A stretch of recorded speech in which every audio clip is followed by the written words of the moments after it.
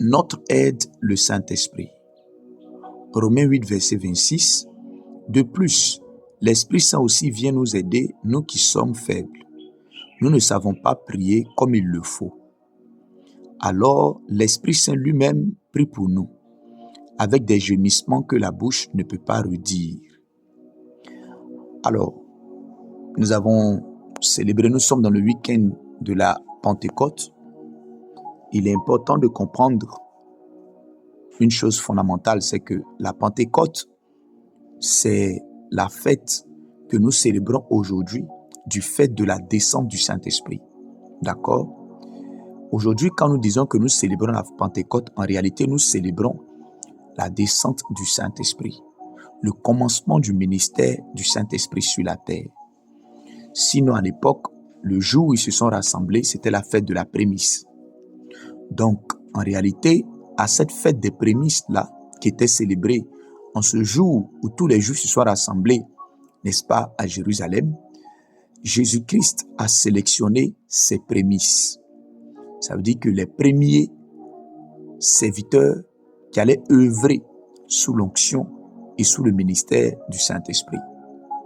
Donc, c'est à la fois une fête, n'est-ce pas, de moisson pour Dieu, et c'est aussi une fête de mission. Parce que ce jour-là, Dieu a moissonné ses premiers disciples sous le Saint-Esprit, ses premiers serviteurs sous le Saint-Esprit, ses premiers témoins par le Saint-Esprit, et il les a aussi mis en mission parce qu'il leur a demandé d'aller par tout le monde pour prêcher la bonne nouvelle. Donc c'est à la fois une fête de moisson et de mission. Toutes choses sous le Saint-Esprit. Le Saint-Esprit, ce n'est pas un vent. Le Saint-Esprit, ce n'est pas une puissance. Le Saint-Esprit, ce n'est pas une force. Le Saint-Esprit, c'est une personne. C'est la personne de Jésus-Christ. Le Saint-Esprit, c'est la personne de Jésus-Christ. Mais la personne immatérielle, la personne invisible de Jésus-Christ. Donc, le Saint-Esprit a des émotions. Le Saint-Esprit a des sentiments. Le Saint-Esprit parle et c'est très important de comprendre cela. La Bible déclare ici dans Romains 8, verset 26, c'est l'apôtre Paul qui parle. Il dit le Saint-Esprit nous aide. Donc en réalité, le Saint-Esprit a été envoyé sur la terre comme une aide pour nous, les enfants de Dieu. Le Saint-Esprit est là pour nous aider. Nous aider au milieu des moments troubles. Nous aider quand personne ne veut nous aider. Nous aider, nous qui sommes faibles.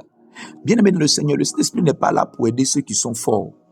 C'est pourquoi, quand vous avez l'humilité de demander son aide, il le fait avec joie, avec plaisir, parce que cela démontre votre humilité.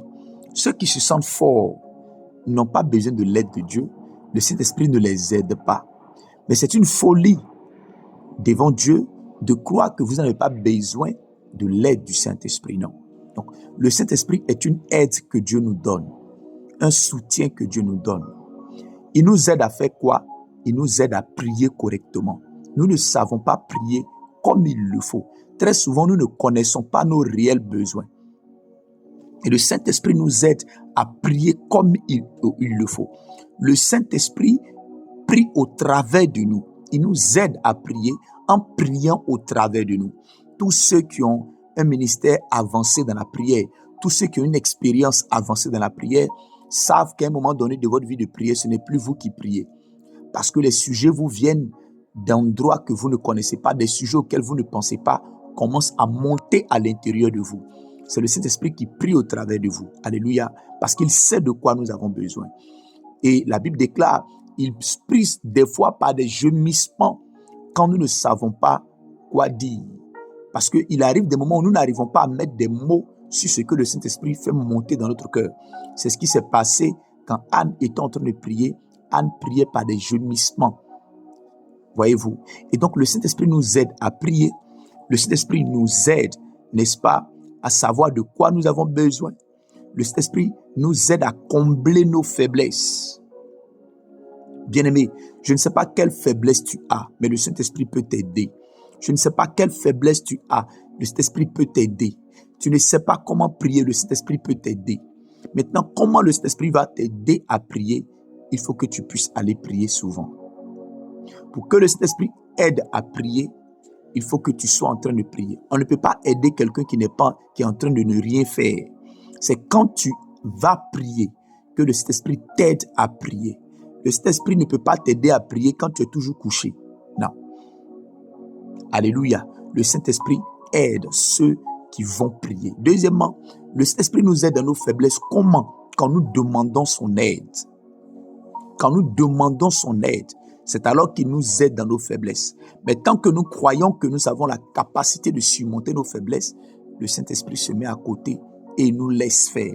Mais quand nous demandons son aide, quand nous avons l'humilité de réclamer son aide, quand nous lui disons que nous en avons besoin, alors le Saint-Esprit nous aide. Et croyez-moi, son aide est capitale, son aide est excellente, son aide est indispensable, son aide est efficace. Bien-aimés, plus que le fait de célébrer la Pentecôte, soyons des amis qui mettons le Saint-Esprit au centre de notre vie. Soyons des frères en Christ qui mettons le Saint-Esprit au centre de notre vie.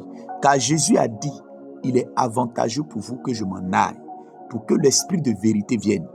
Bien-aimés dans le Seigneur, c'est à notre avantage que le Saint-Esprit est là. C'est à notre avantage que le Saint-Esprit est descendu.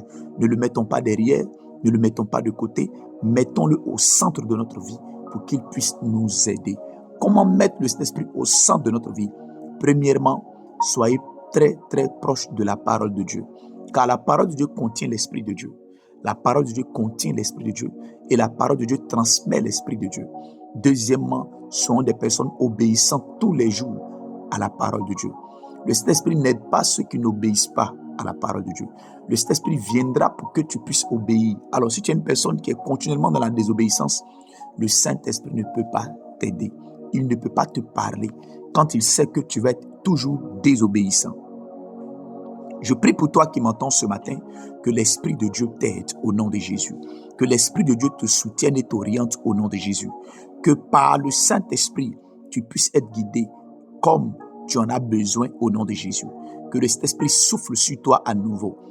Vous avez besoin du Saint-Esprit, vous pouvez aussi le demander. Luc 11, 13. Vous, hommes méchants que vous êtes, vous savez donner de bonnes choses à vos enfants.